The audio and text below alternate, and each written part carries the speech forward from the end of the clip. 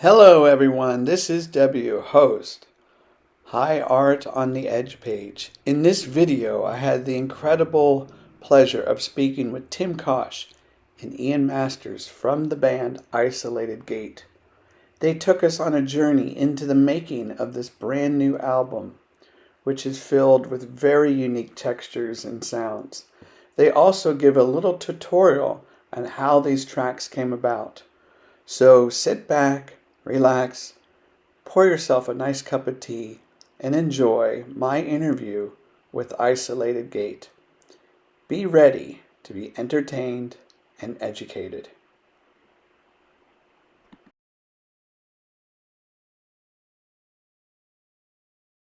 We're done. Hello, everyone. This is W, aka William, host of the High Art on the Edge page. We are here with Tim and Ian from Isolated Gate. So we're going to dive into kind of the making of this album. But before we do that, I want to talk to you two about this friendship that has evolved over time. And I understand you have not met in person yet. So if you could let the audience know, how did you two get in touch with one another? Ian, did you want to elaborate or? No, go ahead. So a mutual friend in Kalen Burns, who also happened to design the cover art of the album. Plus, he's done many other music releases that we've both done. I think he's done design for many years. And correct me, Ian, if I'm incorrect in any way. He was living in Osaka, or moved over to Osaka at a similar time to Ian, and they struck up a friendship via music, I think. But Ian will have to be more specific. And Kalen came to see a gig. Kalen came to see a gig of mine at a famous noise venue in Osaka called Bears, and we got talking. Then I think Kalen mentioned that a friend of his. Talking. Go ahead, Tim.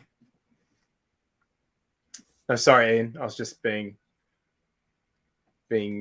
inflammatory. So me and Kalen made some music together, and he kept on mentioning a friend of his who wanted to try and collaborate. Okay. And eventually I got the contact from Tim, and he sent over a couple of pieces of music. And at that point, I know immediately whether it's going to be something enjoyable to pursue or it's not. There's never any half measures. And as soon as I heard the first couple of pieces of music that Tim sent over, I knew it was going to be a really good, enjoyable collaboration. So we just hurled ourselves into it.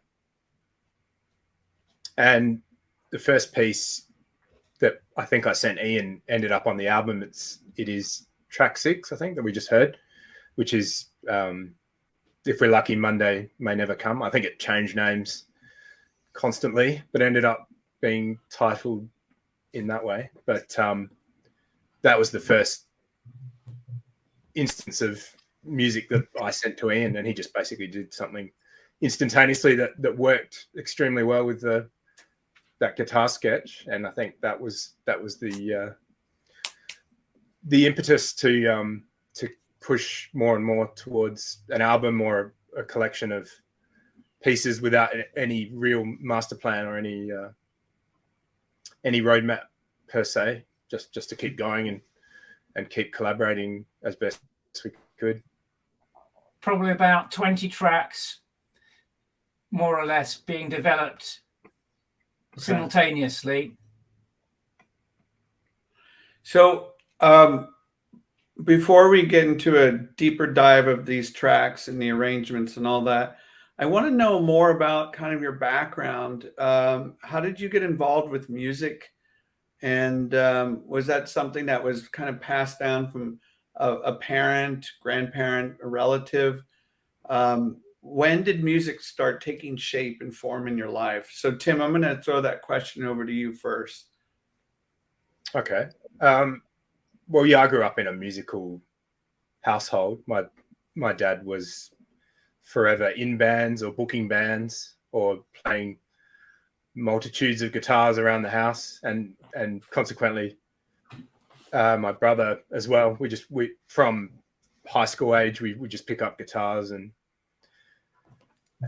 experiment or play, and I think that continued into university days of just joining bands and jamming with different configurations of people. And I think even last year of high school, like 1991, for me, I used to get mixtapes from a friend of a friend that often featured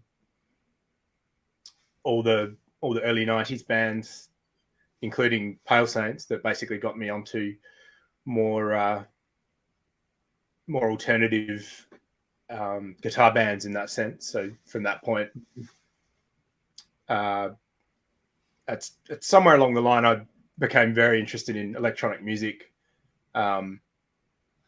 in the sort of Seafield sense of the crossover of shoegazy guitar textures with more fractured electronic sounds. So I think you can still hear that in the production on this album and my solo work. It's very in between genres. It's not really specifically electronica or specifically melody based or conventional songwriting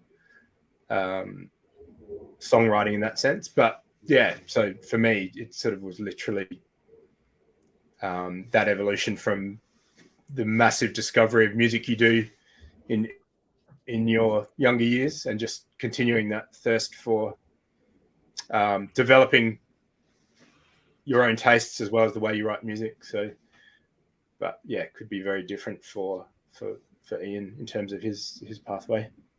And I'm going to ask Ian that same question, but I do want to ask you, Tim. So while growing up, did you kind of hit that at all in your teenage years, and that rebellious side and finding music and exploring, I don't want, maybe for lack of a better term, the darker area of music? Absolutely. I mean, I've always been more interested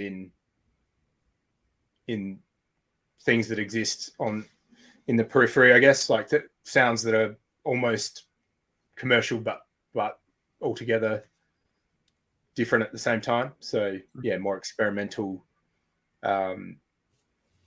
genres for sure, but also with a big interest in very well crafted melody and the conventional aspects of music combined with something more original. So, and back then it was just, I would have experiment on reel to reels with guitars and basses and old drum machines and things, and then progress to what we all take for granted now, which is just endless possibilities of very fast CPU based computers to do all the work for you in terms of mixing and arranging, and the endless possibilities of what's available today musically. But and yeah, I've forgotten what your original question was, but you got to it. Thank you. And one more, just to kind of parenthesize this. Do you remember that first time, that feeling you got when you heard the Pale Saints or other 4AD bands? Was that did that light that fire a bit? Be like, what is this?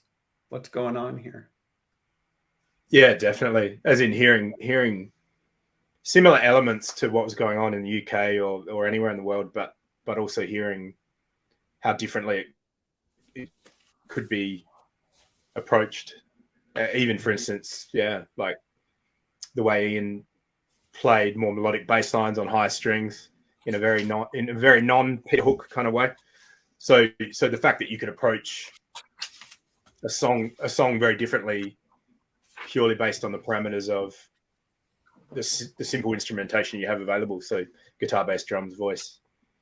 But even the way an album was presented, like with Compass of Madness, it was sort of vignettes between the main songs. So it was almost like the whole album flowed continually, and the songs sort of flowed into each other. So the concept of approaching an album differently, as opposed to the song, as well as the songs within the album being non-conventional in the same way. But Ian could give you a lot more insight, obviously, to that particular. Right. Thank you, Tim. Well, that was. Before we get off the subject of that, I'll tell you the reason that the album ended up like that. It was purely because when Pale Saints did their first gigs, no one would applaud at the end of a song. There was no reaction from the crowd, and it was just so disheartening. To be playing a gig and not get any reaction at all. So he thought, well, fuck it, we'll just, we'll connect the songs together. And it was also inspired by the first Red Crayola album from I guess about 1968 on the International Artists label. Parable of the Arable Land. Basically, that album also has maybe 5 or 6 songs, but they all bleed into each other, and it's described as a kind of a free-form freak-out. So I guess I just appropriated that as being useful for the situation which was presented to us, just in order to. Okay, if you're not going to applaud, or if you're not going to engage with the gig, then we'll just keep playing.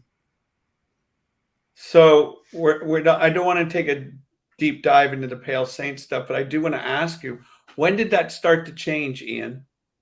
When did you start getting that applause? Do you remember? Probably after the first 4AD EP came out. Yeah. That's a sad story, but very interesting one. All right, so Ian, tell us a little about your musical background. I don't think you could really say that my family are particularly musical. Okay. Although I think my dad sang in a choir. My sister might have. I did. I learnt piano.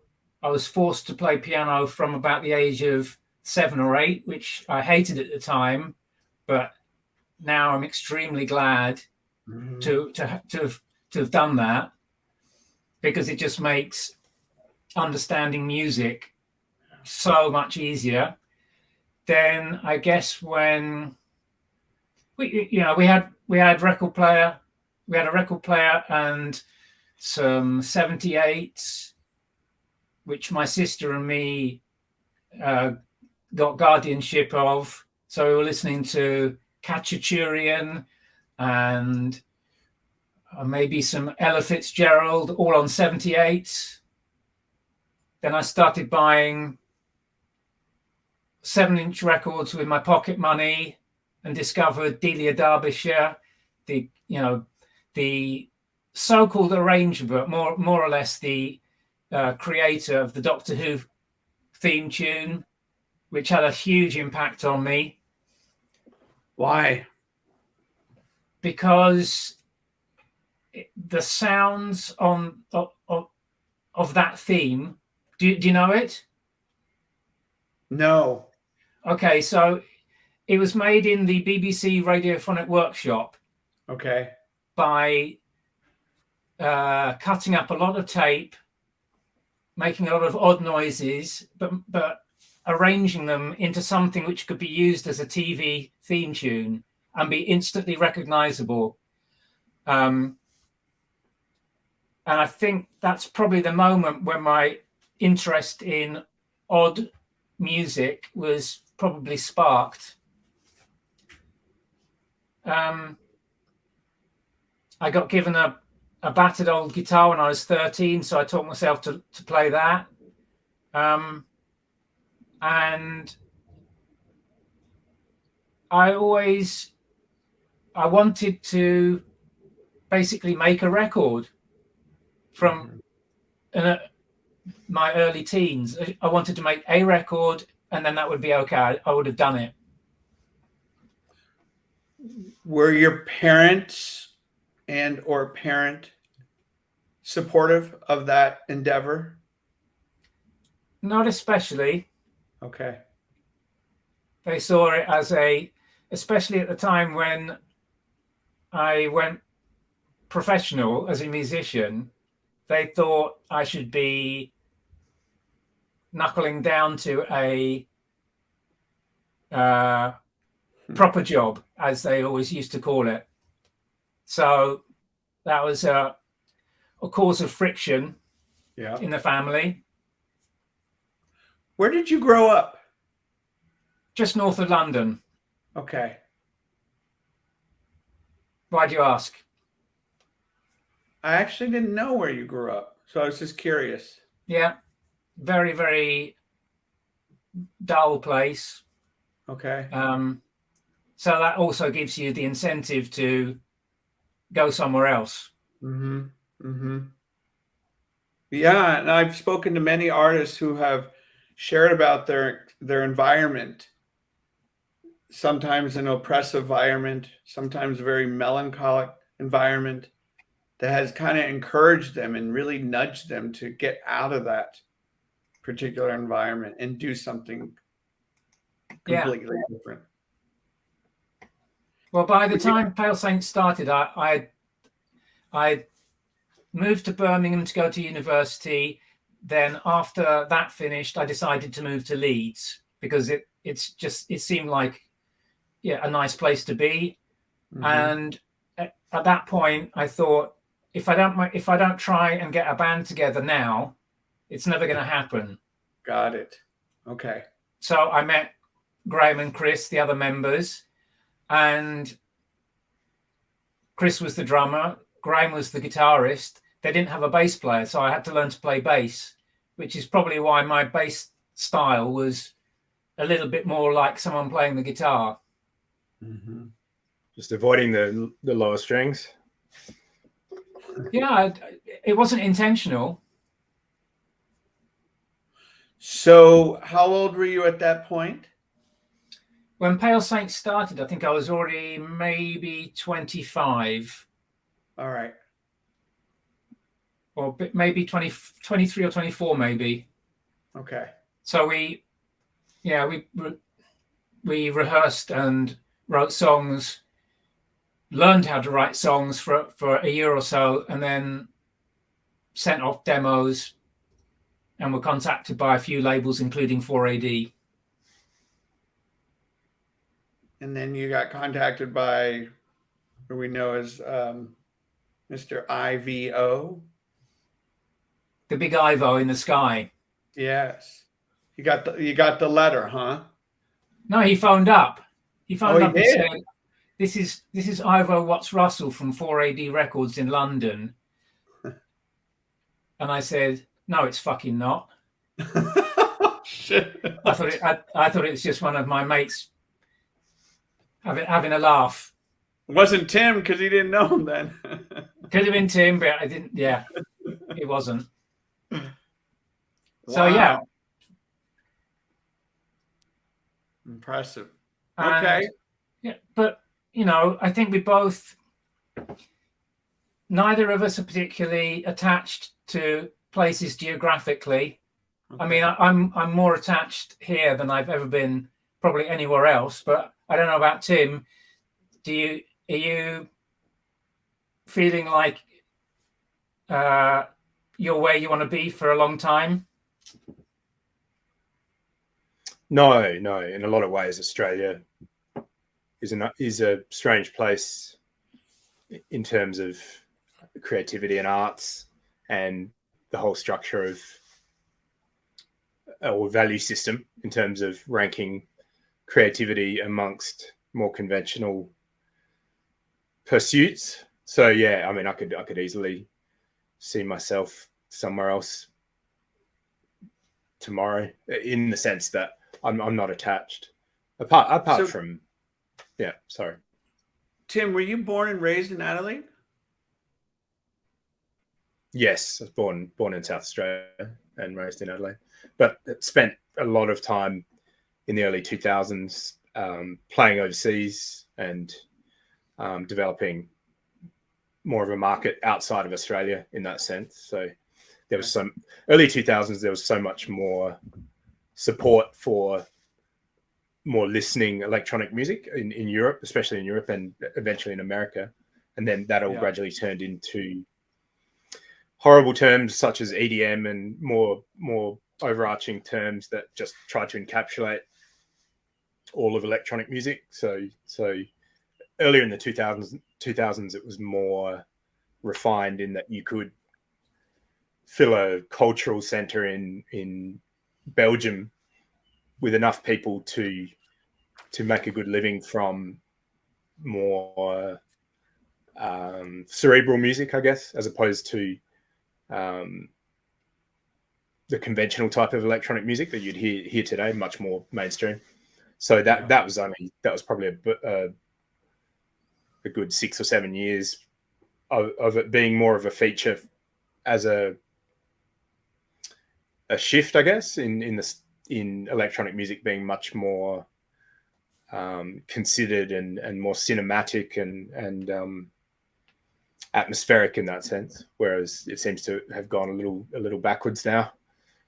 But so yeah, that took me overseas probably for a good 10 years of gigs and touring and development funding and travel, because the Australian government is very good at supporting Australians getting outside of Australia to develop audiences.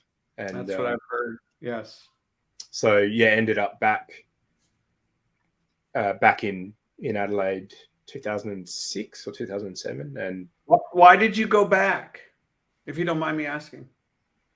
Just the want for a more consistent and solid groundwork to still write lots of music and still never decrease sort of creativity, but the pure realization that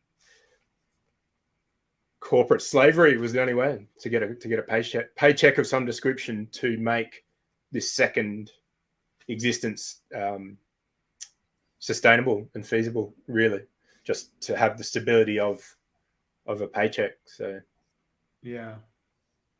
And do you go ahead? Sorry. No, you go. Yeah. Well, I was going to ask you, so I've spoken to many artists who have shared some of that sentiment you've been sharing about the corporate situation, and they've been relegated to have not just their job as a musician, but other jobs to kind of keep the income coming in. What other jobs have you taken on? A fairly broad range of differing roles to begin with, but eventually settled in. I was working at a university for a few years and ended up at a local council of all places, and I've been in that role for quite a few years. But yeah, it's just the stability of a known foundation, I think, is the crucial thing for me. Like it's a known quantity in that I know that it will affect obviously my energy to do other things, but it still also provides the headspace to develop in that sense. Whereas I think if you try and exist purely in a creative industry, there's always going to be slightly more instability, which some people deal with differently, and they're fine with it, with the roller coaster. But I found that was more of an inspiration to continue making music and to develop based on that framework and those boundaries, so to speak, or inventing hours between 6 p.m.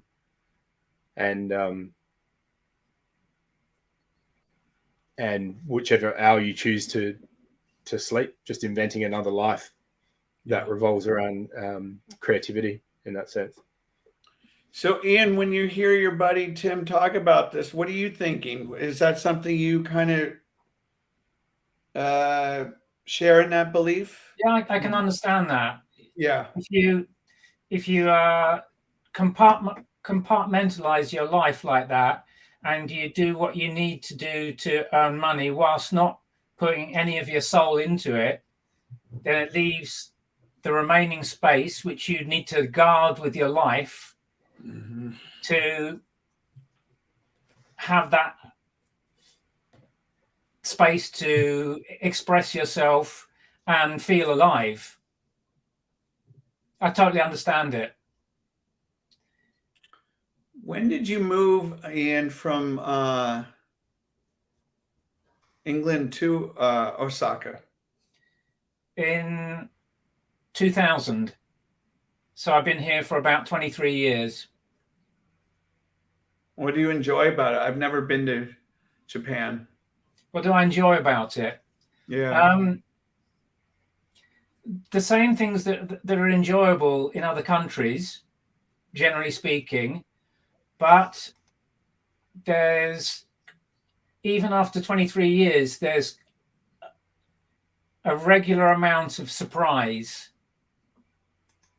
about things that I didn't know, culturally, gastronomically, I guess you could probably say spiritually.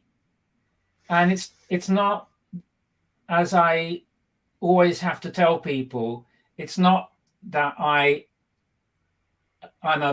a complete Japan lover, unequivocally.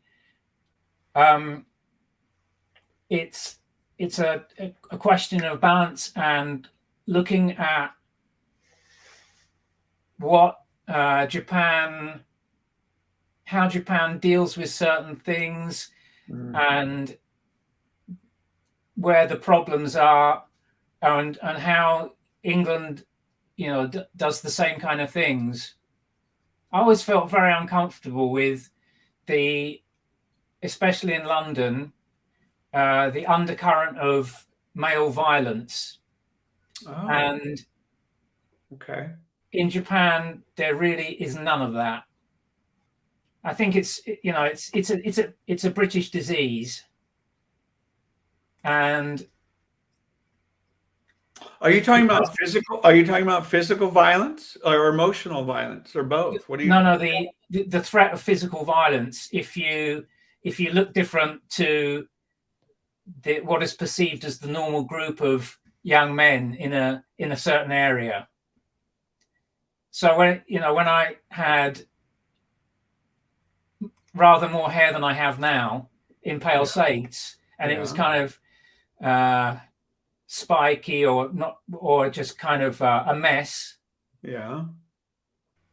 There would always be really nonsensical comments from blokes who took that as an offence and wanted to talk about the situation with their fists. Wow. We have a similar sort of undercurrent in Australia. Oh, you did?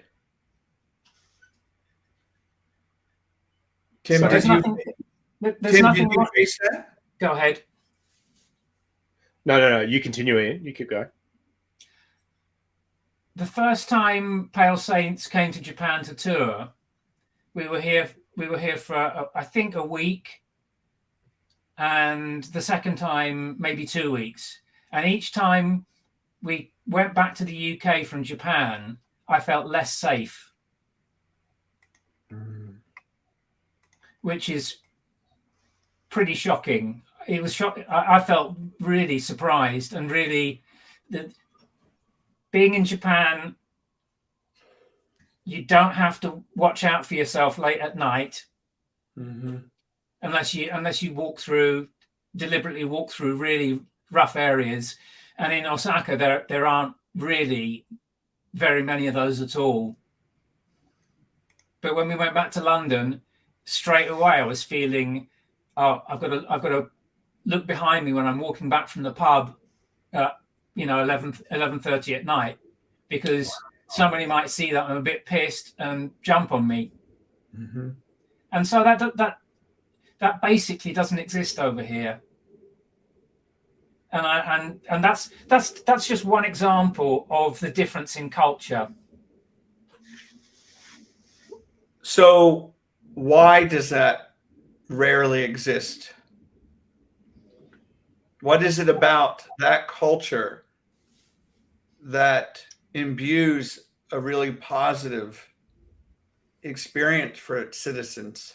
I think the question is, you should be asking is the opposite one. Why does English society have that undercurrent of the threat of violence? And it may have something to do with alcohol and the amount of alcohol that is generally considered to be normal in the UK. Okay. Whereas in Japan, possibly the level of drinking is lower. But even when people get, generally, these are all, vast stereotypical comments, but sure, generally when people in Japan get drunk, most of them just get onto a bench somewhere and sleep, or they're happy. Far fewer get violent, and I don't know why that is, but it is the case. Wow, fascinating. So that's one of the cultural differences. But there's so many differences, and after living here for 5 years, I started to think about not going back to the UK. And in fact, I never felt homesick at all. Okay. Even though the first 5 years in Japan were extremely difficult, because I found it even harder then to communicate than I do now. But then in that kind of situation, every single day you're struggling to communicate, to survive, to try and work out what's going on in a certain situation. So my first 5 years in Japan were probably the ones where I've felt most alive in my life. Yeah. Very trippy. When you moved to Japan, how did your friends and or family feel about that? They only when I moved, I was only intending to move for a year or two. Okay. So I think they saw that there was an end, and then I'd be going back there. After that, I can't really remember. I think all my friends just, friends accept what you decide, don't they? And they see it as an opportunity to come and visit you, to go and visit a country which is ostensibly still fairly difficult to have an easy time as a tourist. Yeah. I guess my family were slightly perturbed by it, but they got used to it. Yeah. Tim, what about you? Did you experience this at all? what Ian had to. Thank you, Ian, for sharing that. Yeah, Australia has that same undercurrent that Ian was describing in the UK of perhaps male aggression that stems from lack of acceptance of people thinking differently, really, different music, different persuasion of any sort. It's like, it's almost like a side effect of some weird type of conservatism where inexplicably you get young men. I mean, yeah, it's part of the culture anywhere where men, rite of passage or whatever, young men act in a stupid way at a certain part of their life. But as Ian said, it doesn't have to involve violence. It doesn't have to involve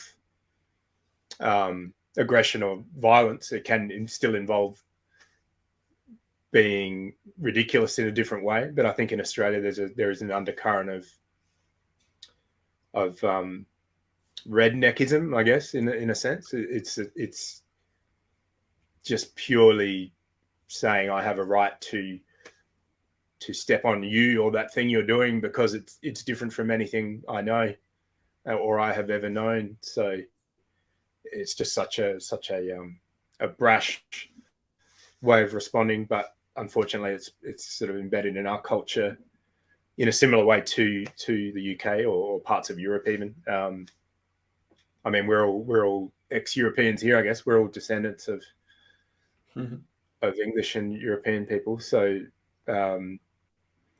but yeah, definitely, it's present, and I've been to Japan, and can confirm that in every way. You just feel so safe in that regard. You feel at ease and safe,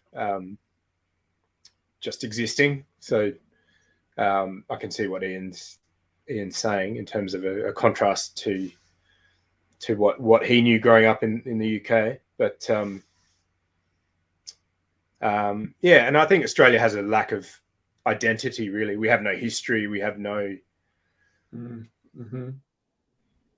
well-formed identity of who we are in a kind of world setting. And it could be a symptom of that. We have no real overarching sense of who we are as a culture. But yeah, but I think and music was a way around that in some ways, like just existing within a scene where you had some kind of definition, I guess. You had similar bands or people that you'd run into and shared values. Yeah, shared values. So you had a music scene to express that, and to know you had the safety of shared experience and values. So I want to talk about so I want to talk about how this manifests itself in your songwriting. Does any of this show up? This, I don't want to say fear-based, but this concern about what Ian alluded to, the male aggression, the male id, whatever you want to call it. Does any of this become apparent in the way that you approach your music, whether it be in, other work you've done, Isolated Gate, anything like that? So that's a question for both of you. I'm not sure it does. Sorry, you go in. On a broad level, because it's not something I think about very much.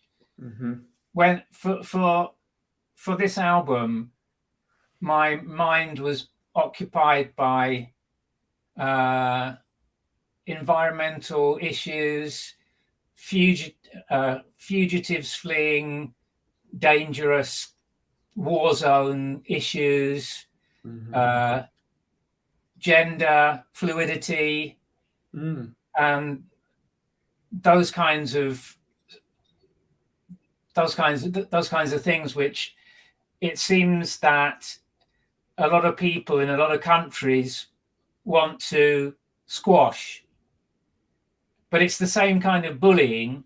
Right. You're not like us, so we're gonna try and stop you from being who you want to be. So a similar kinds of themes, but I don't really spend too much time thinking about that male aggression thing, because it's really hardly evident here. Okay. And what about you, Tim? Does that play a role in the way that you go about your business for songwriting, or anything to do with that? No, not especially. Yeah. But yeah, I mean, I'm just often intent on making something as good as it can be within the bounds of time, I guess. As in, we start with an initial idea and we've worked towards making it as best we can in terms of the gate material. And we had to work out a format really for collaborating. So yeah, Ian and I would have an initial idea of what a song wasn't, perhaps, instead of what it would be. Like Ian and I would say,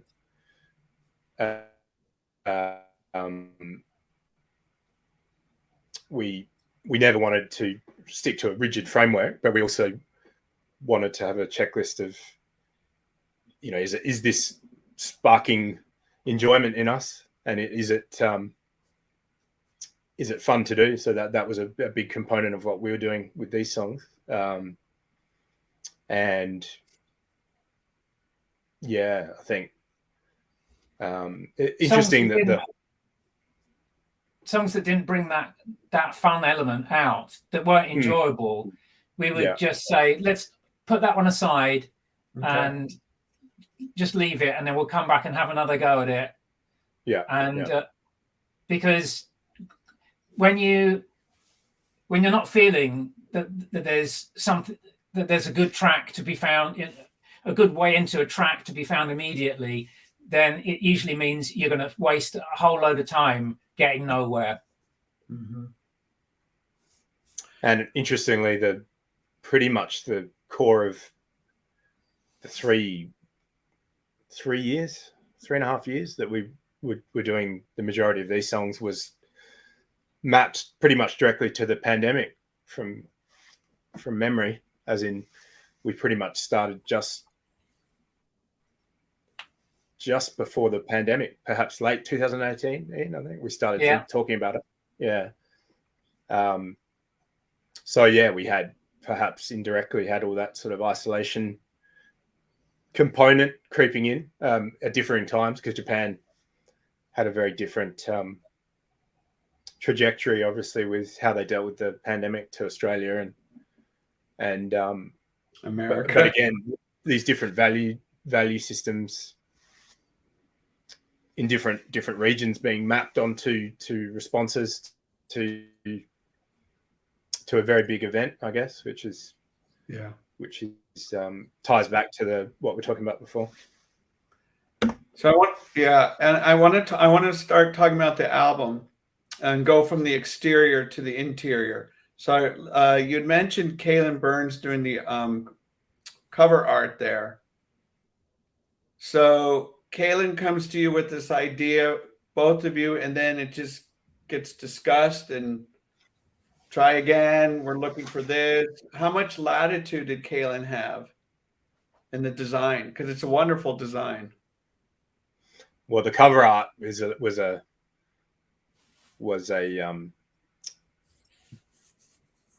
expansive journey in itself, as Ian will agree.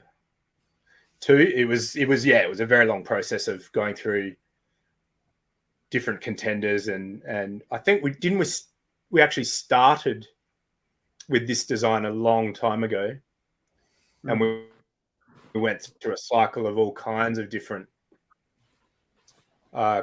cover art scenarios, and we ended back where we started from, if unless I'm remembering incorrectly. Yeah, I think we, you know, at certain points we decided we wanted to make sure that we wanted to consider other designs. So we went off on wild goose chases, contacting other artists and finding that financially and contractually it was going to be a bit of a nightmare to be able to get where we wanted to go. And at some point we decided, going back to Caelan's design and idea and seeing it again after a lot of other stuff had been considered, that again it was a good design and a wonderful piece of conception on his part, and he was always really keen to get involved. So we came full circle and decided to go with it. And he's a good friend of both of ours, and you know, we share a lot of common ground with him. Yeah. Very easy, very easy to get on with most of the time. And so it just made things so much easier at quite a critical time when things needed to get done. And we're both huge fans of his style of psychedelic, sometimes creepy monsters. There's almost an amoebic quality. I see this amoebic kind of. Yeah. Sorry. Yeah. This is possibly one of his least psychedelic pieces, although you know there's a huge amount of detail in it. If you see some of his color stuff, where you know eyes will be butterflies or something like that, much more obviously trippy kind of style. So if you're taking a view of this conversation, we're talking about Caelan Burns, and I believe Caelan work is on Instagram. Yeah. Okay. So check it, Caelan, Cailan Burns. Really good work. Is that his tag? Is that his account name on Instagram? I just was just saying the name. I'm not sure what his name is on Instagram, but okay. So what was the actual first track? CM Burns. CM Burns. Okay. Yeah, that's right. Yeah. Tim, what was the first track that was created for this album? Do you remember? Well, as I mentioned briefly before, the first piece I sent to Ian was track 6, I think it is, Ian. If we're lucky. No. If we're lucky, Monday. Oh, Monday might never come. Okay. Yeah. So initially it was a guitar sketch that we gradually added Ian's vocal textures. I think Ian layered, 4 or 5 passes of that original vocal that he did, and we added more texture and components. But that was the first thing we finished from memory, I think, and that was the first thing we considered to be a contender or a starting point. So that would have been literally late 2018. So stretching back a fair distance. Almost 5 years now. Amazing. And that was more of a case of me sending a waveform, a file that Ian would then, at his own pace, would add things to, and then we'd do the tennis tennis configuration of just bouncing it back and forth, and getting it to a point where we were both satisfied to an extent to say this is done, and we can polish it further down the line. But yeah, that's really stretching the memory threads back to pre-pandemic. Tim, I have to ask you this. I'm going to put you on the spot a little bit, but if you don't feel comfortable answering, that's fine. But I do want to ask you, you alluded to earlier that you were a fan of the Pale Saints, and obviously you're a fan of Ian's work. And I want to ask you about his vocals. So what is it about his vocal work that you really appreciate? What does that bring to what you create? Oh, well, with the isolated gate material, it brings such a contrast and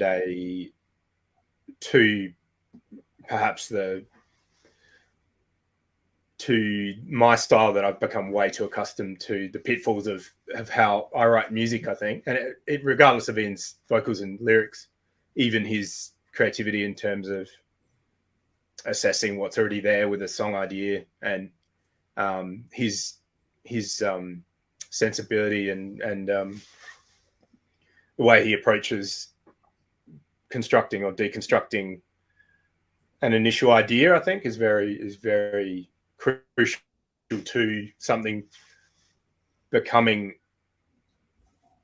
something more considerable, or just becoming being cast to the side in the creative process. So I think Ian he brought so much to the equation in terms of distilling ideas and or deconstructing them, as I said before, to get to have a more interesting result, as opposed to the well-worn technique of people just polishing until they say something is finished without really assessing how they've come to that point. Perhaps like Ian shares that belief with me, I think, in that if something is worth breaking, you should break it, in terms of the structure of a song or a vocal or a lyric, or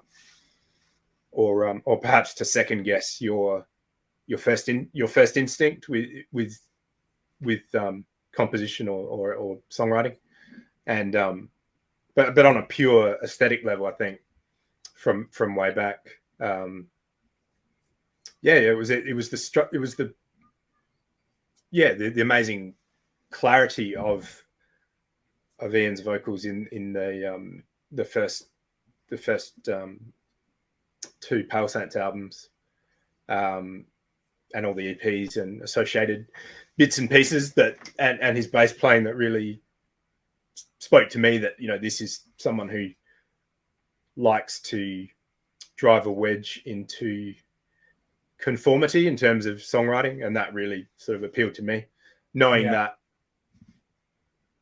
you could almost tell that he was alone, perhaps not a lone voice in the band, but you could tell he was pushing for Pale Saints material to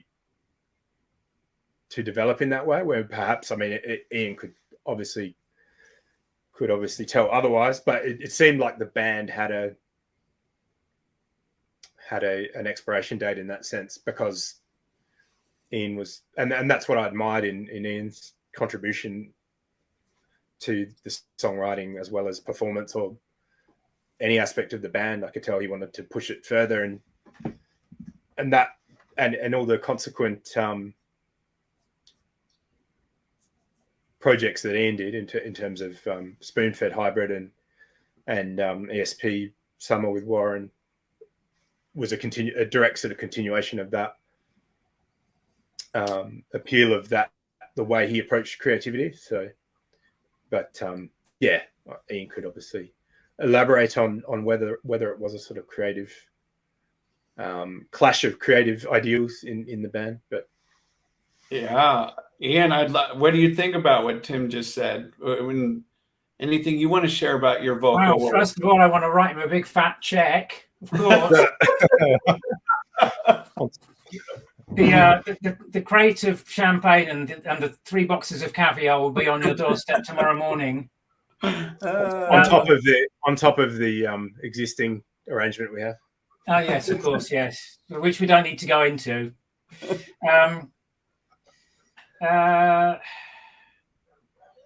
What do you want me to comment on? I want to know. I mean, I think Tim has put, has really hit the nail on the head. Okay.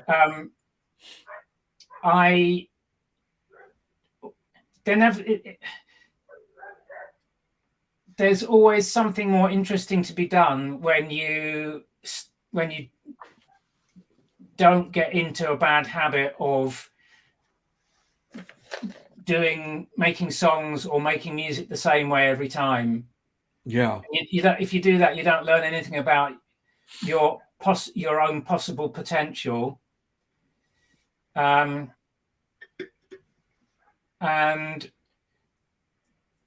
I never really thought that I'd ever worked out how to write a song. So every time I started a new song, yeah, I was starting from scratch. I mean, I guess there are a few little things which I would do to try and make sure that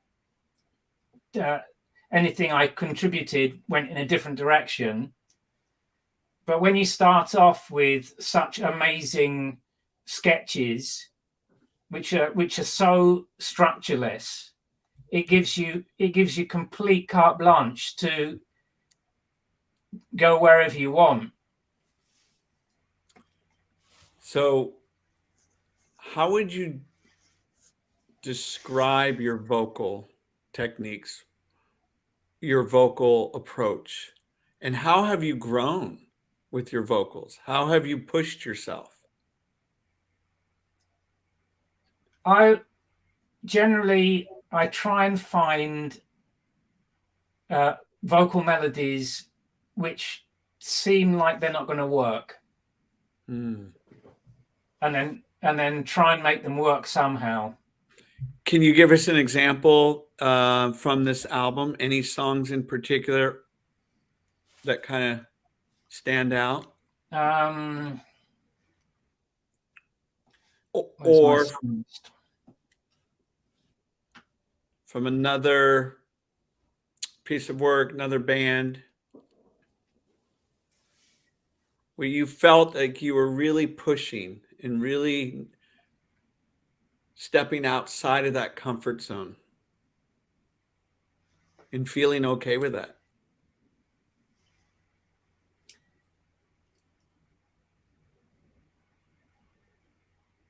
Okay, so The Man Who Throws Himself for Fun is probably the most ordinary kind of vocal. It has a really limited number of notes in the melody, and it relies on the instrumentation to give weight to the melody itself, whereas on a track like the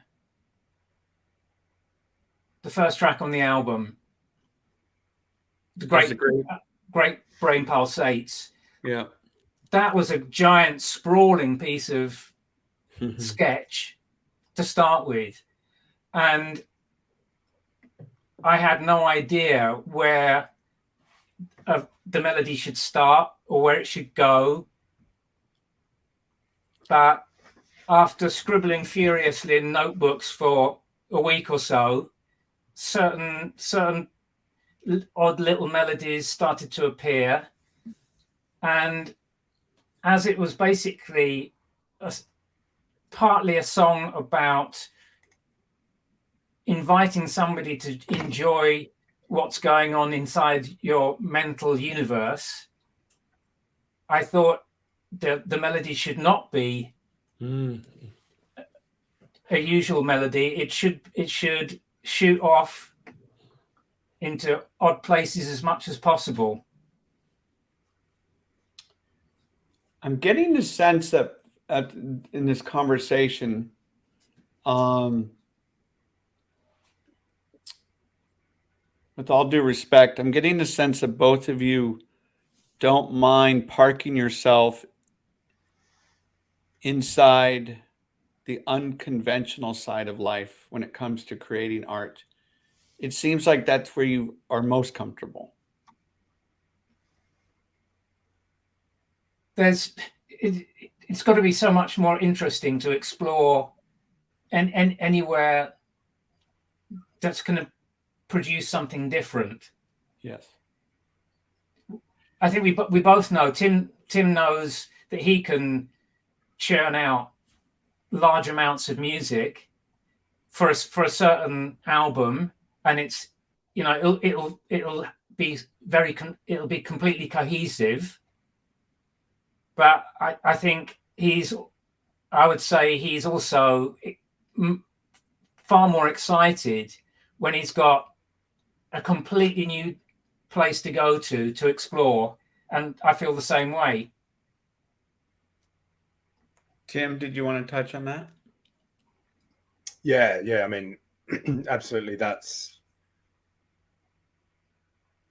the driving force, really. I mean, it's when you have the same tools and you have these well-worn processes that you or pitfalls that you're used to traversing, I guess, in terms of initial ideas, as Ian said, like an initial sketch can set you on the wrong path for a song or an album or for whatever project. But and that's the beauty of collaboration, really, because you have curveballs and unexpected tendrils being thrown at you, which is the best way to develop, really, and to progress, to just do something that you've never done before. And even if that's being instigated by a man wearing very strange spectacles, then that's the way it should be. But yeah, I mean, and that prompts the question of healthy friction, I guess, as in opposing ideas are sort of one of the biggest motivators, I guess, to create a better outcome, I think. Whereas if one party is overbearing and there's no compromise, then that's when you have, like so many collaborations, I guess, that it either falls to pieces or the final product is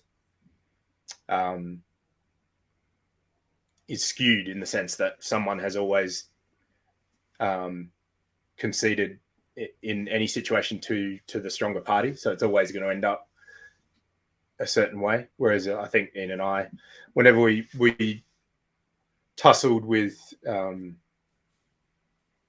different ideas or even musicality of how, yeah, my sensibility is more that something sounds correct but a bit skew, but you know, we still found a compromise and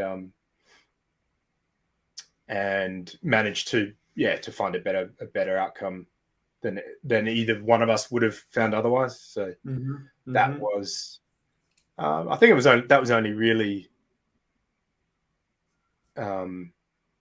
really crept up on perhaps the more complex songs on the album. Like for instance, I'm the Window is, I guess it's 10 and a half minutes long. So there's a lot more ground to disagree on in a longer song, I guess. There was a lot of strange changes in that song, which were just really hard to navigate, even from vocals or the cello that was included, recorded, especially for that song, and just how to present a different instrument in the mix was a challenge, I think, as a whole. I mean, that song in itself was potentially 3 or 4 minutes longer before we edited it down to the album. So it was almost 15 minutes of of strange little transitions and other self-indulgent wankery on my part. But yeah, so it's really good having that touching point of Ian's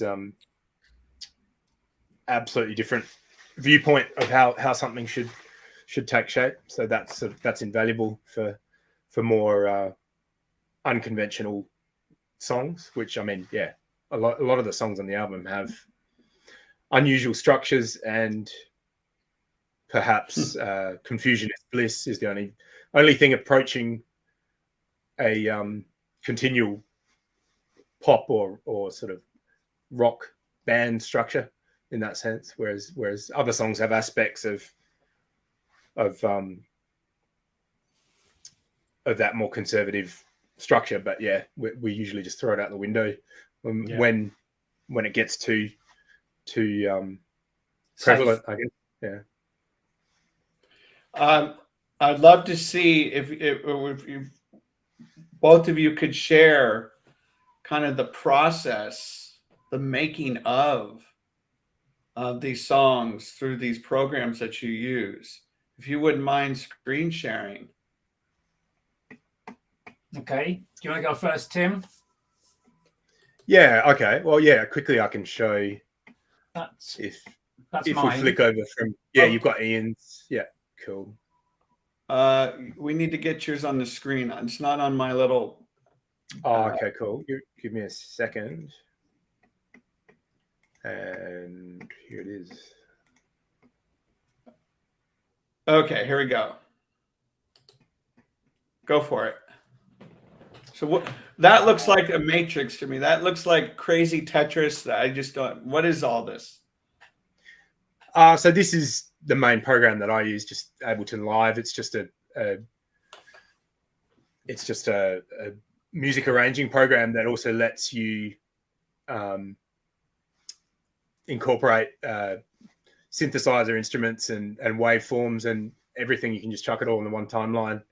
So this would be the main, which we would arrange the songs with. This is the master record, so to speak, of the, but not so much of the vocals, more of the arrangement and instrumentation and everything. So that's updating for you.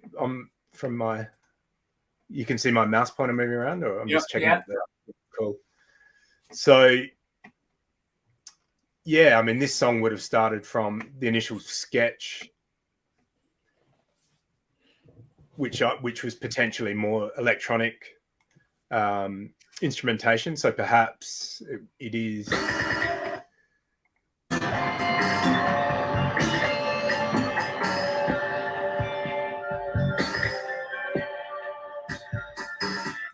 Yeah, so for instance, that would have been the original component of the sketch we did years and years ago, and over time, like all of this detail was slowly imported as we did the arrangement. So, for instance, chords and drum beats, and like I might just cycle through a few components.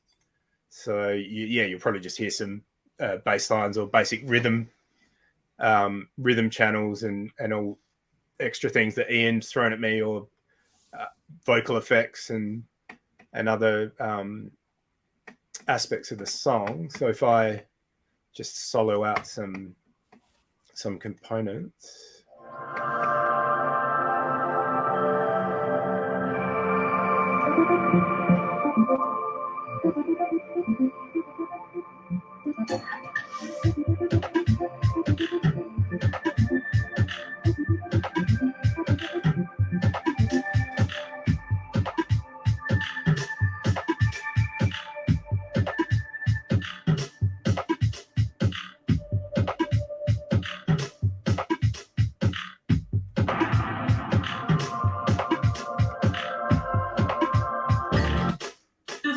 Taking a ride inside your mind.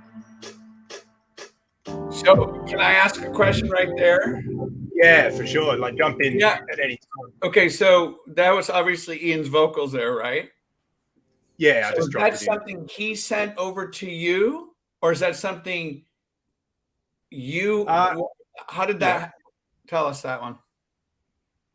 Oh, so I would send Ian the initial, the first section I played, which was just the more one-dimensional sketch that didn't have chord changes or any real fine detail. And then, as we said just previously, that he struggled with this song because it was sort of like a one-dimensional, one-note jam in a sense. Like the bass line didn't really, there were no real chord changes. It was more just a texture with beats and synth washers and things. So Ian did his vocal parts and arrangements, which he can show you on his screen, which might be a good time to jump to his program, because then you can see how he pieced together his vocals, perhaps. If you've got it. Okay, are you seeing mine? Yep.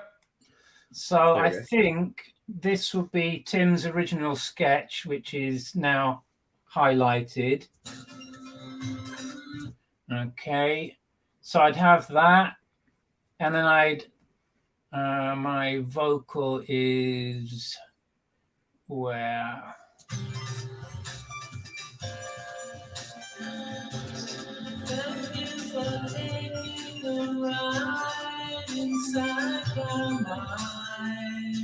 So you can see around here, I've probably sung all the way through over where Tim has given me.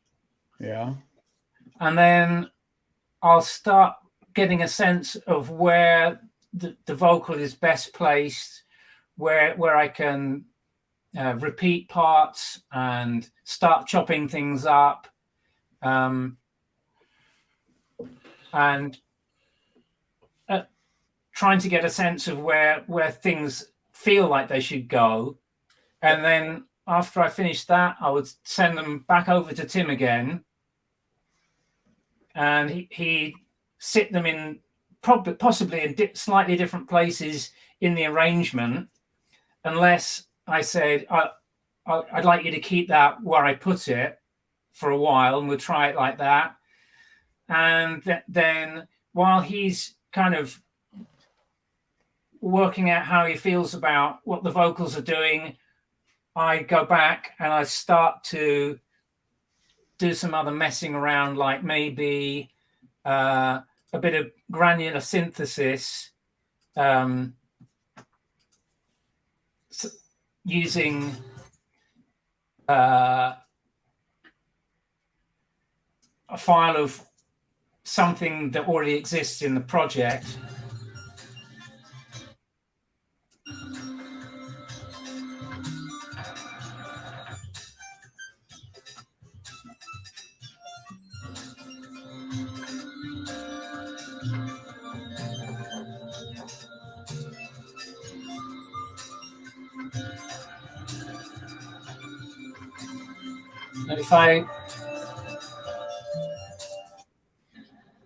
Okay, now you can hear it properly.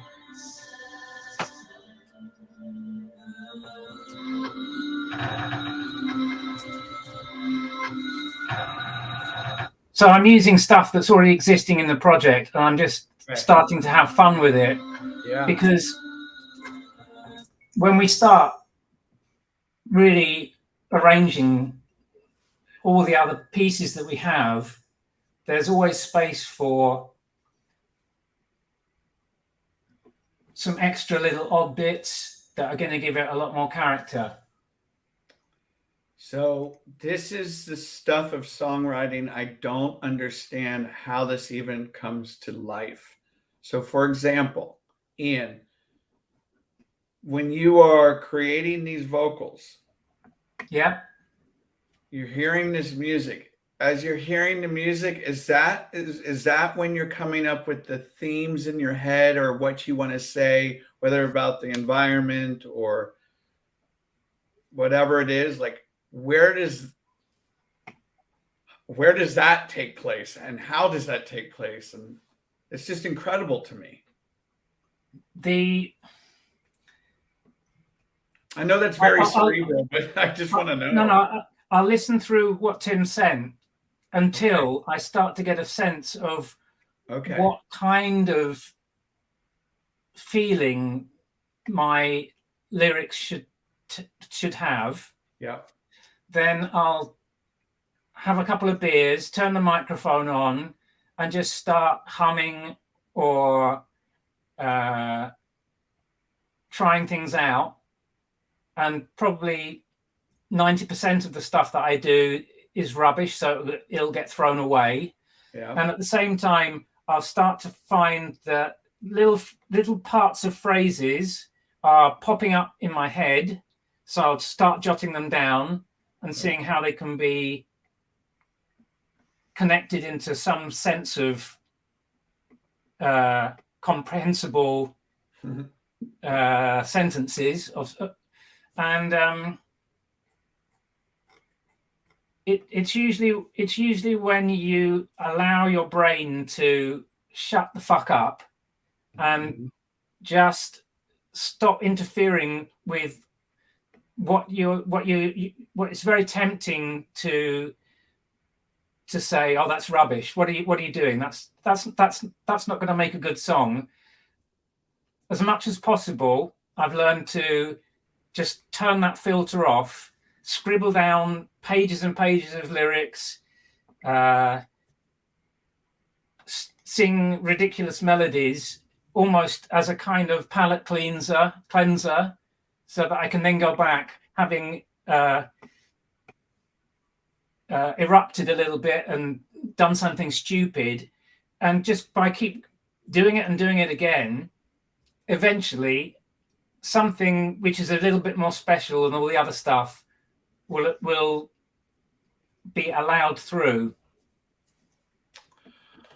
Are you the type of artist, musician, singer where you would literally be jolted while sleeping and going, oh my God, I have it.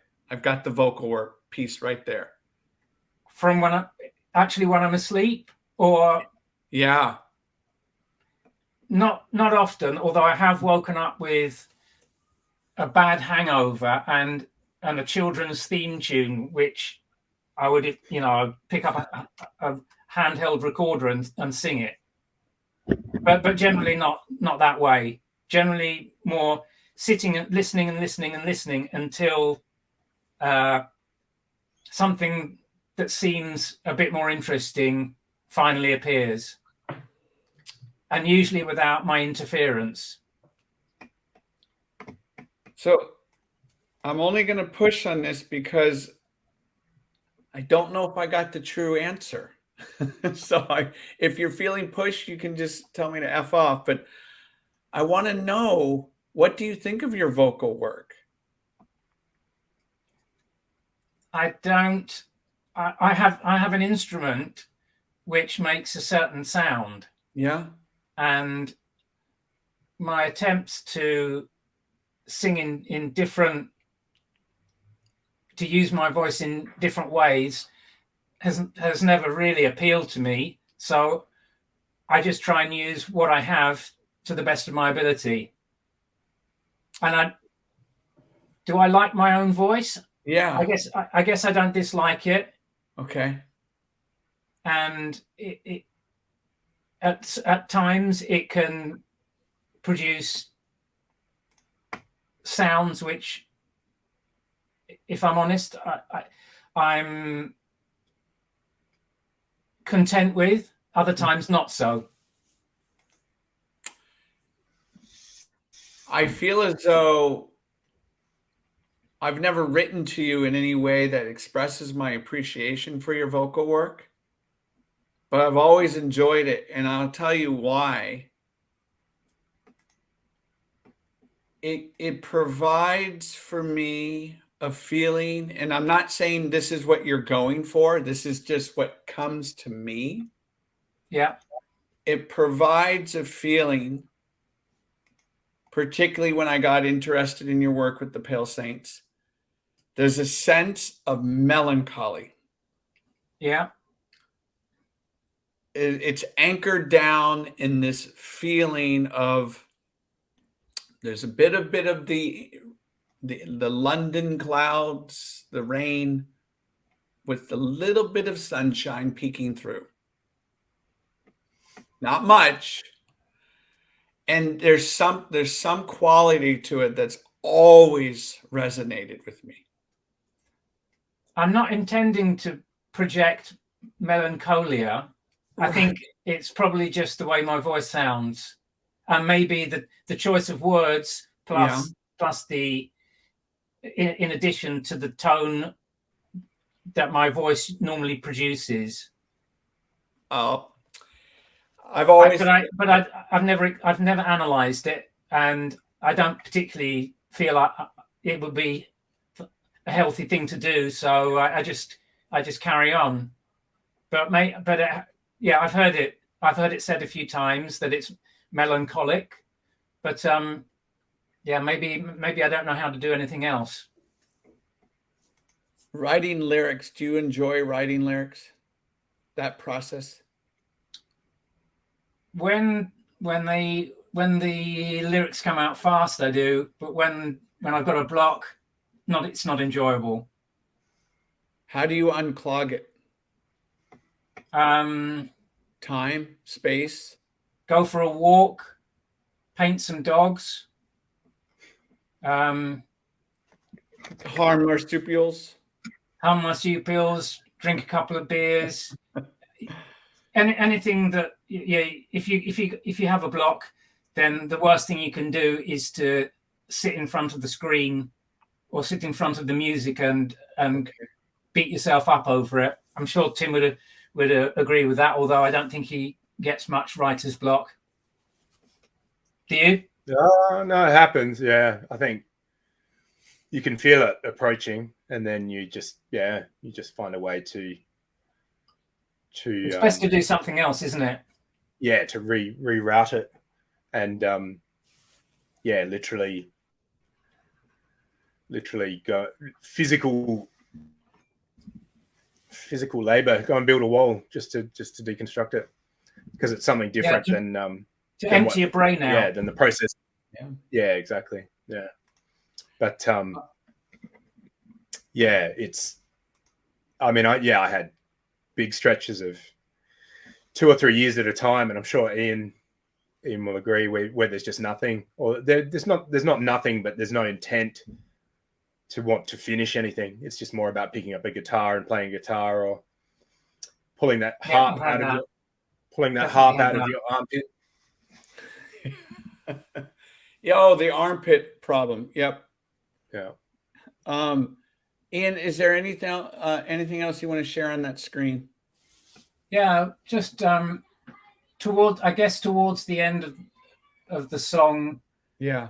I decided to. Where's it gone? I think I might have to give you.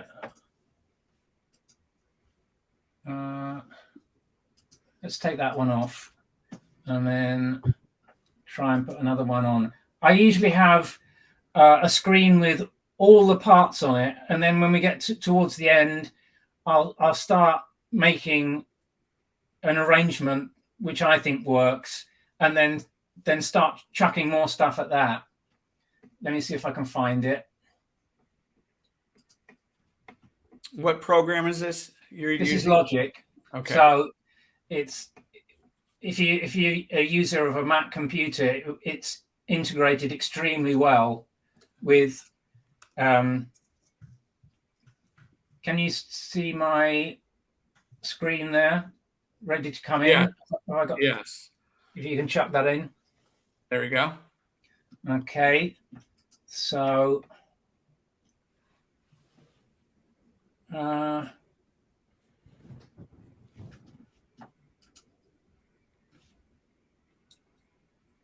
Arrange.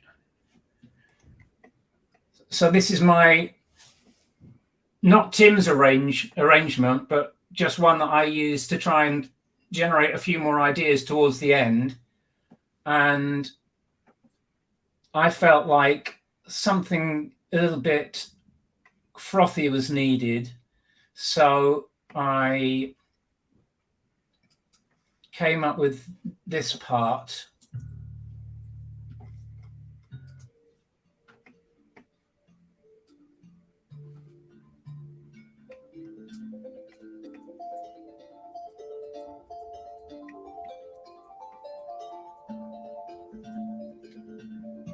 And now as it progresses, another instrument joins it.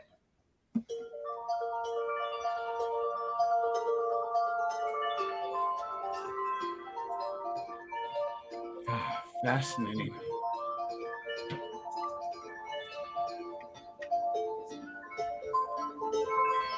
So I thought, oh, that sounds like it could really be used somewhere nicely in the song. So I export that, send it over to Tim, and then he finds a good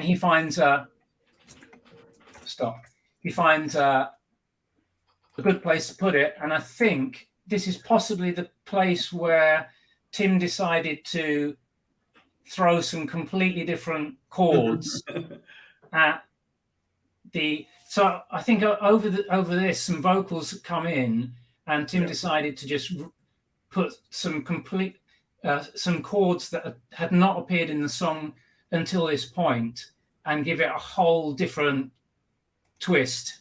Yeah. Am I getting that right? Yeah, I mean, I can jump to that now if you want to hear Ian's part, the part that Ian just played you, how it jumped into the song. Yeah, let's do that. If you switch over, if you can switch over to my screen, that'd be cool. I did. Oh, okay. It hasn't updated. Sorry. The wonders of Australian internet. So, this is the part Ian just played you, I believe. No, it's not that. Oh my God, this is just. There it is. So that's Ian's section, and I added a whole separate bunch of chord changes, which are lurking here somewhere.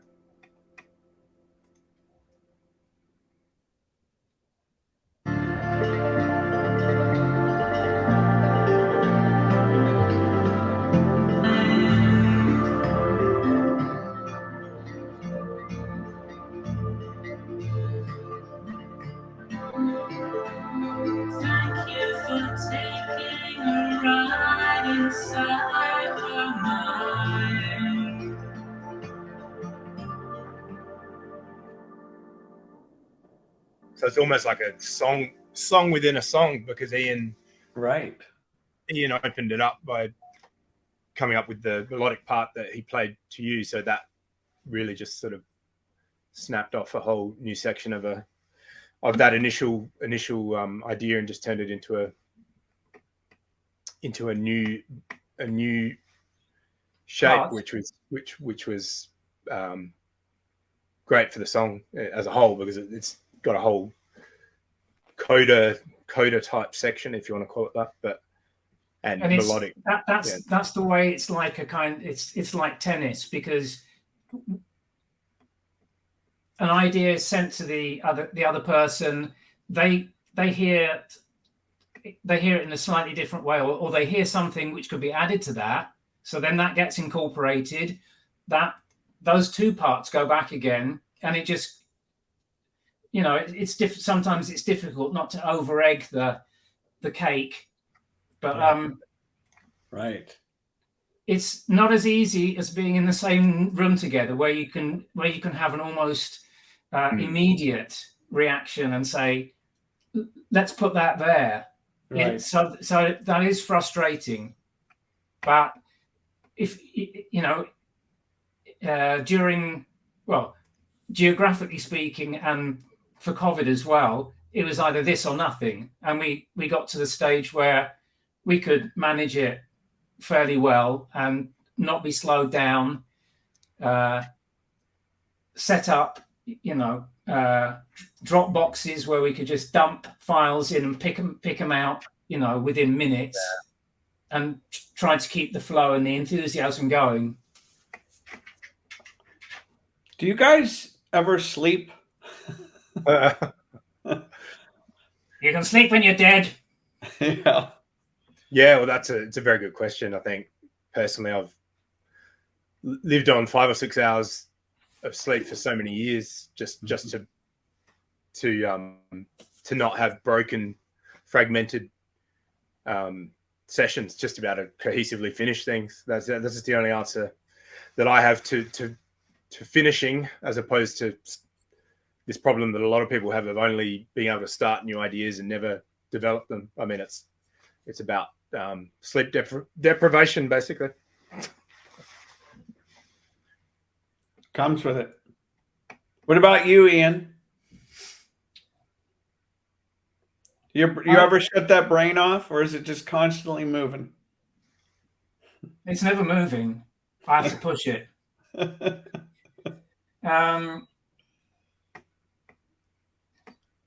There's a certain amount of interesting input that you can get from sleeping and generating interesting dream material. But I guess I sleep probably about 6 hours as well. Mm-hmm. You know, I'm an old man now, so I need less sleep. Hardly. I want to wrap this up with albums that have inspired you to, or albums you'd like to share. Okay. So whomever wants to go first. You go, Ian. That's good. Okay. Let's see what I got.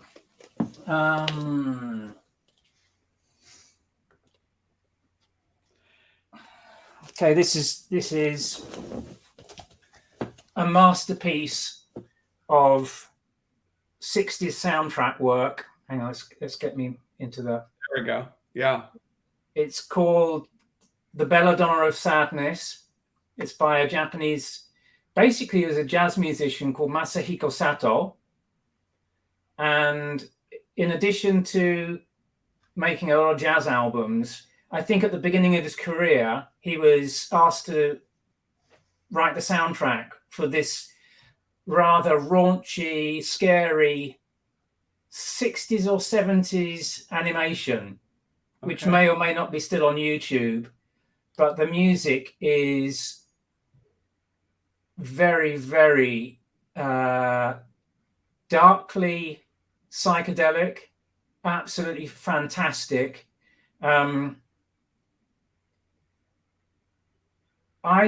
The first time I heard it, there was one track on the album which I thought I'd written. Oh. I don't think it was melodically similar, but it just felt like it was a song that I'd written, put on a cassette somewhere and forgotten about.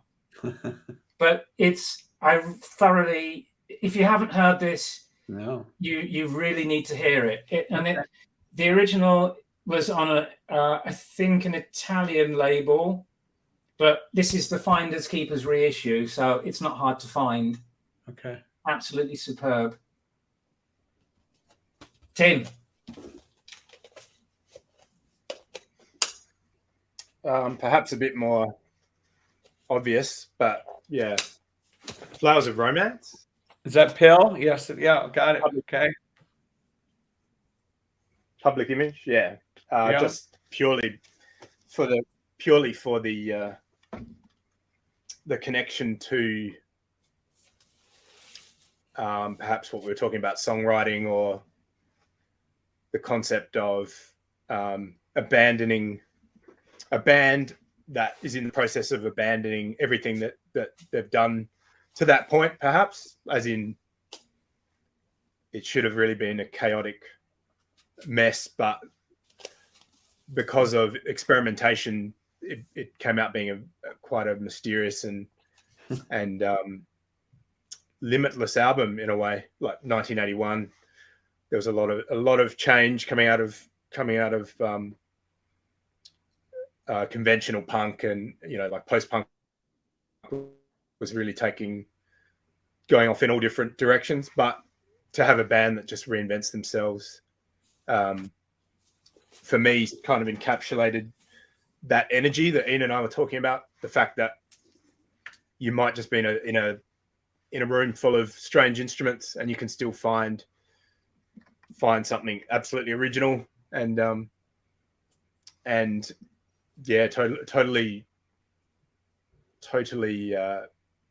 depart from your own habits and sensibilities musically. So I think that album was hugely defining for me, even though it's not an album that I would revisit regularly. It's not a pleasant sounding album, obviously. No, it's very it's experimental and but rich in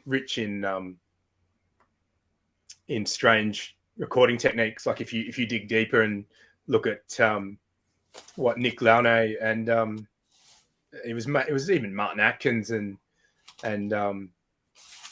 more than Keith Levine or anyone else in the band. It was the drummer and the engineer who recorded crazy close-up mics on their watches and all the crazy stuff that just created a super individualistic album that's so different. Well, it was to me when I was entering that kind of the field of retrospective post-punk, because I wasn't listening at the time of release, obviously. But yeah, I recall it being quite a savage, primeval kind of album. You got more? Yeah, absolutely. Very, very primitive drums. Really, really pitched down tom-toms and symphonic timpani type sort of spooky drums. But I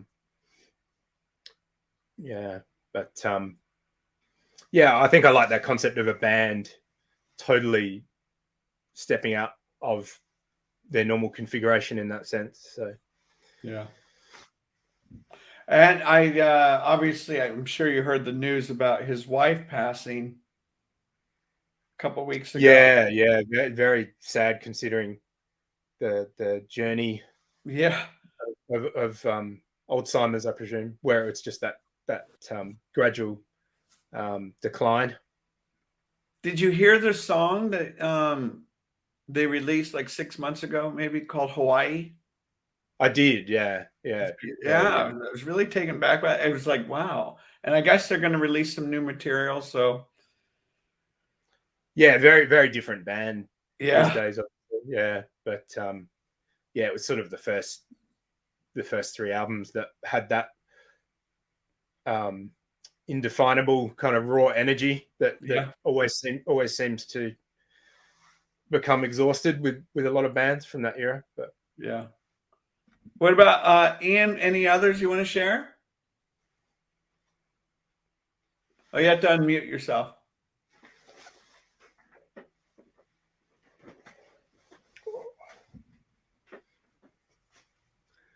We've lost him. Sorry, I'm getting feedback here. Yeah, you must have another tab open with Facebook or something. Or YouTube.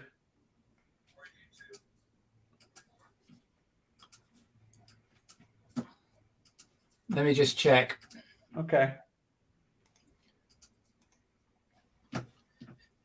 Doesn't seem to be one, but okay. There you go. Is that better? Yep. It is, yeah. Weird. Okay, so another one is Forbidden Planet. Absolutely beautiful, very, very odd pre-synthesizer. I can't remember how they I think it was a husband and wife team of Louis and BB Barron who were making their own instruments, basically. It sounds as up to date now as it probably did in the early 60s when that movie came out. Was it 1960 or maybe a year or so before that? And it fits the. Have you seen the movie? Years ago, 1955, 1956. Okay, yeah, and these sounds. I mean, I call it music, but I think at the time they were disqualified from being considered for an Oscar for the music because it wasn't played by humans. But it's another. When you hear it, it's the first time I heard it was when I was watching the movie, and I had absolutely no frame of reference for what I was listening to, but it seemed to me extremely beautiful. Yeah. So I think I found a copy of this when I was in Detroit recording with Warren, and I'll dig it out, once every couple of months and just put it on, and it's such a mental palate cleaner. I like that. I'm very drawn to those kinds of albums with I love melody, but I also love to listen to ambient music, which this isn't. I don't think you could say this is ambient music, but it's not harsh on the ears, and it just takes you to a completely different sphere of listening. Hear, hear. Nicely stated. Tim, you got another one? Yeah, similar in the same vein. Raymond Scott, who is just incredible stuff from this was in mid 50s, early 60s when he was doing this crazy textural electronic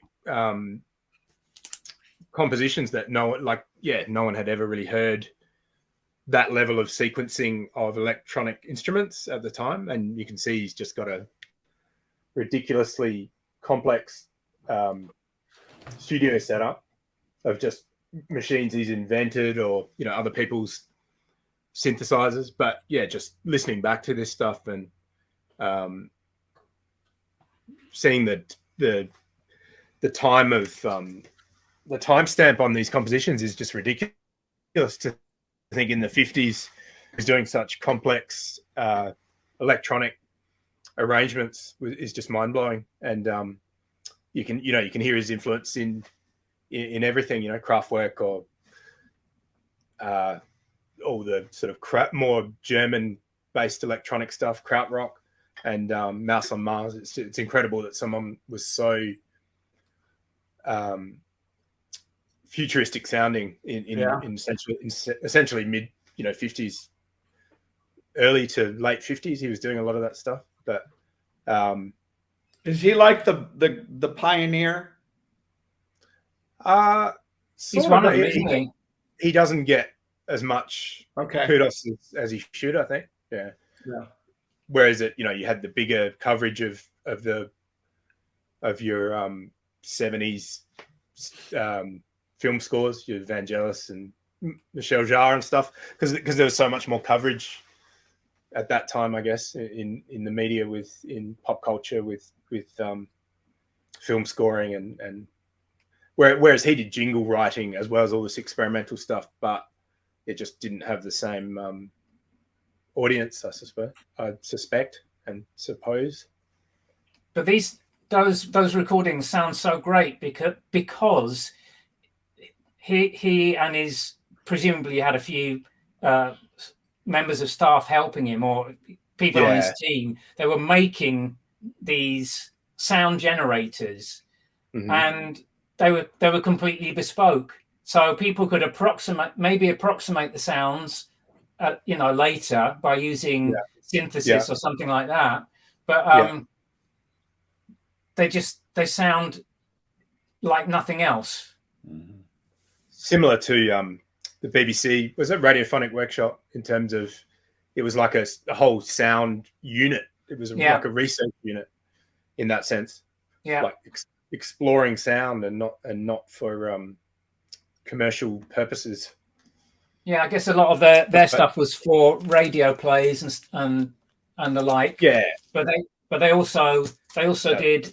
I think it Yeah. was members of the Radiophonic Workshop who were involved in the White Noise album, which uses a lot of the same techniques. And yeah. But track 1 has a very controversial title. what's that? Can't see it. It's not good enough. Don't beat your wife every night. Instrumental. Ooh. Yeah, I could see that being slightly controversial. Probably wasn't at the time, though, was it? Right. Yeah, exactly. It's just a sign of the times. But yeah. Don't beat the marsupial. Got it. Okay, here's one from a more recent one for me. Eyeless in Gaza. I'm really having difficulty with this camera. There you go. Eyeless in Gaza, Drumming the Beating Heart. And this is 1982, Cherry Red. Like a lot of people of my age, when Cherry Red put out the Pillows and Prayers compilation LP for 99 pence, I went out and bought it. And at least half of the tracks on that compilation LP led me to go off and buy albums by those artists. So it was an extremely canny move on Cherry Red's part to do that. And Eyeless and Gaza were on that compilation. Just two guys in the band.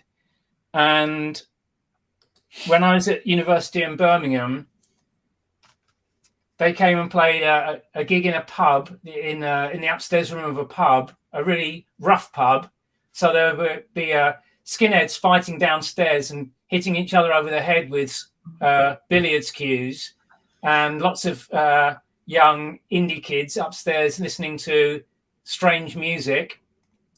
And I think I'm pretty certain that this album is what pushed me into my interest of experimental music, because there are some songs that are fairly structured, and then others that are just improvised. There's a song called Dreaming It Rain, and no verse, no, I don't think there's not even any lyrics to that song. They're just conjuring up a scene of a storm approaching. Mm-hmm. So it made it abundantly clear to me that there was room for many different kinds of pieces of music on one LP. Is it noisy? Like what are some of these instrumentations like? Well, the singer used to play guitar, and the bassist used to play bass and drums at the same time, because there was only two of them. Got it. So that was pretty impressive to see, but not really, not noise, but just some songs, but not pop music. Mm-hmm. I don't know how it would be described on somewhere like Discogs, experimental pop or something like that. Okay. And that was the origin of Pale Saints, the name of the band. Yeah, there's a song on another Eyeless and Gaza album which is Pale Saints, and that just got thrown into the hat of names that we were considering, and that was the one that made it. So yeah. Cool. Love it. Little nuggets like that. Let's do one more each. Okay. So I couldn't find Electric Counterpoint, but yeah, Steve Rush, just purely for the concept of counterpoint. The way he composes with counterpoint was a huge inspiration for me. Like in the 80s, we were talking about what triggered our interest in music to initially, and I think it was 1987 or when my dad used to play tapes, cassette copies, dubbed from vinyl back then of all the earlier releases that Steve Reich did in terms of music for 18 musicians and all the bigger set pieces that just sort of blew my mind in terms of long form composition that is very staggered and gradual, and not the absence of progression is the progression in that sense. And that's been a huge influence on everything I do in terms of thinking of different melodic components that are very separate but still work together in counterpoint in that sense. So yeah, I mean, from a very basic structural viewpoint, that I always sort of have that in mind, that if this section of something evolves and other sections are stationary or also evolving, that you can think of a whole phrase or a piece in that fashion.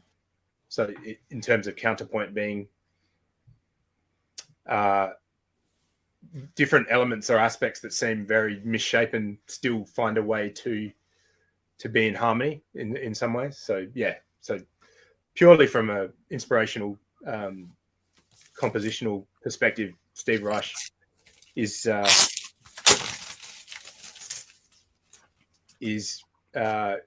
been a huge influence for me, as Ian.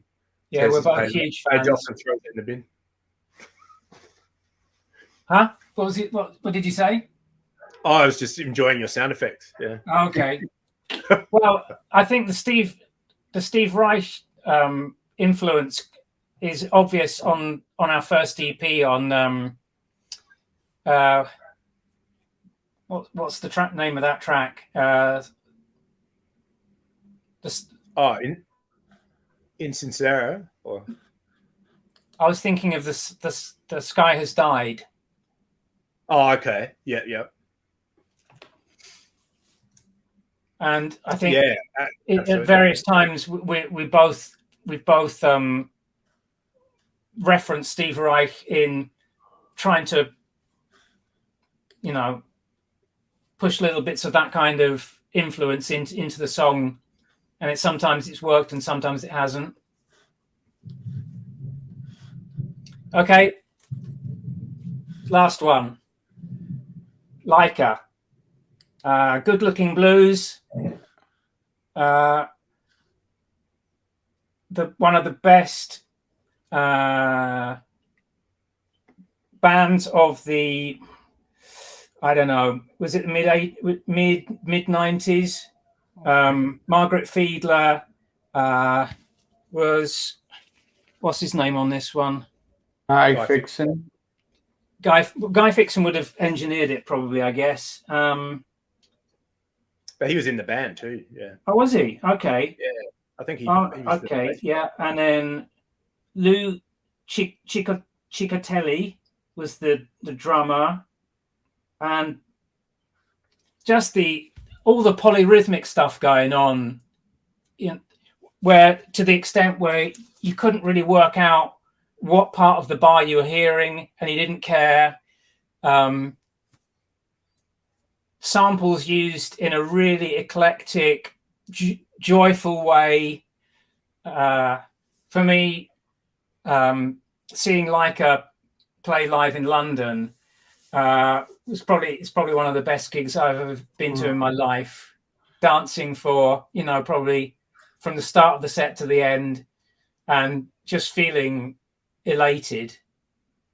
So the rhythmical aspect of Leica is something that I'll always have a huge amount of respect for. Just the sensibilities that they brought from various different places, glued them together and made about, I think, just 3 amazing LPs, maybe a compilation after that. So I forgot they had. What was the Moonshake? Moonshake was before Leica. Okay, all right. Okay, got it.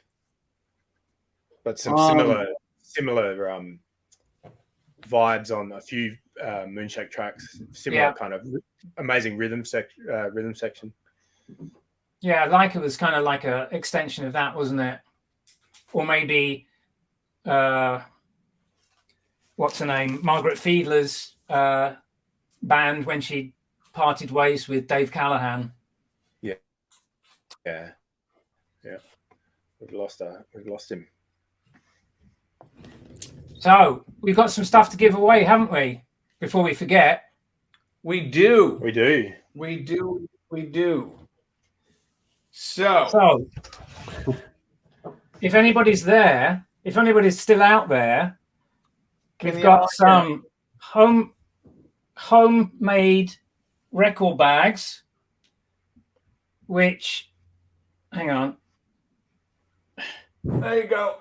It says isolated gate. What does it say? Isolated gate in conjunction with a fried egg. Universe in reverse listening party. I was there. Yeah. And when it's finished, it will have the date on it as well. But we need to go and buy some date stamps. So we got 3 of those. If there are 3 attendees. Yeah, I have my screen. It says we have 8 attendees right now. So. Okay, so how are we gonna decide who wins one of those? Well, what instrument does Ian keep in his armpit? Yes. What instrument do I keep in my armpit? Which you'll know if you saw my solo earlier on in the show. So if you can just punch that answer in right now. What? Wrong answers only. Put it inside the comment box, please.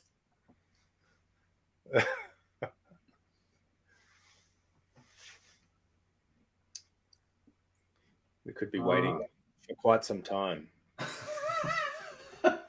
They're sleeping. They might have to go back.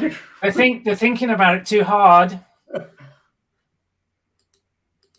Okay, so while we're waiting for those people to go and search Google for the answer where they're not going to find it, AI will help them now. Yeah. Yeah, interesting. No one's punching in, but it says here 8 people. Oh, there we go. Nancy says, I missed the earlier bit, so I don't know. Musical Saw? No. Not really. Well, that earns some points, doesn't it, Ian? Because you had a short career with the musical Saw. Or perhaps it's continuing. Not a correct answer, but if we're accepting incorrect answers, then it seems like Nancy's got herself a record bag. Let's give Nancy and someone. Oh, seems dangerous to put a saw under your armpit. I don't think you've seen Ian's armpit. It's not dangerous. I haven't seen my armpits. Not for several years. I'm in more fear of the saw than his actual armpit. Lonely is an armpit saw. Arm saw. So before we get Nancy's correct answer, I just want to share with you my little pick here. Okay. Let's have it. I'm going to the dream pop world. Kitchens of Distinction. This is a band from Tooting, South London. Yeah. This was the key that unlocked the door. And Galaxy 500 to this style of music. And particularly, I mean, there's Strange Free World, but then there's their third album, Death of Cool. It came out in 1992. I remember them getting signed to One Little Indian in the UK. That's right. Because at the very same time, One Little Indian were trying to get us to sign with them. Oh, okay. So it was contemporaneous. Hugh Jones, Yeah. engineered the music. Anyway, so the reason why I picked this is because Ian, you had mentioned it's kind of that, and I think Tim, you did too, that just the idea that an album can move you into a different sphere. Yeah. This was the album in terms of kind of had the trifecta for me. It had the instrumentation, it had the lyrics, and it had just this cohesiveness that just rips me to shreds. And I don't listen as much anymore because it takes me back to that time in my life. It was just brutal. But anyways, I just had to pick this one. It's actually my favorite album of all time. Wow. Yeah. So, okay. Nancy said, okay, no, someone sitting by the name of Tim says Ian's armpit is extremely rich in moisture. So it's an agreeable arrangement. That Tim guy, you never know. Yeah, he's a bit of a worry. Well, should we just give it to Nancy since she's the only one responding? Let's do that. And Tim, are you gonna show something? I am, but who can we give it to, Ian? So it's a test pressing of our second EP, No Heart, No Home. So nice. Yeah, essentially it will have bespoke artwork, and Ian and I will put our scribbles on it, or put some form of textual communication on it to make it a bit of a bespoke object. But yeah, so if anyone is interested in owning a unique item in the Isolated Gate vocabulary, then we will devise a way of making you earn it. Come on, people, let's go. In fact, at this point, all you need to do is just say, pick me. Or a haiku. And I'll ほんで日本人の方は聞いてたら、今さっきティムが、自分のテストプレスを誰かにあげたいと言ってるから、もしそのテストプレス、アイソレイティッドゲートのテストプレスにすごく興味があったら、なんか、チャットのところに面白いことを書いてください。I realized that we weren't, I don't know if there's any people in Japan listening, but we weren't being forthcoming to them about what was going on. So I think that's fair. Shot a little bit of a message to them. I appreciate that. Okay, well, I don't know what to say at this point with terms of now we have 9 people. One of you 9.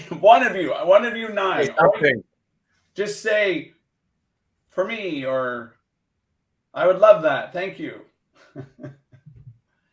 Emoticon. Respond in any emoticon. form. The best emoticon. See, now we're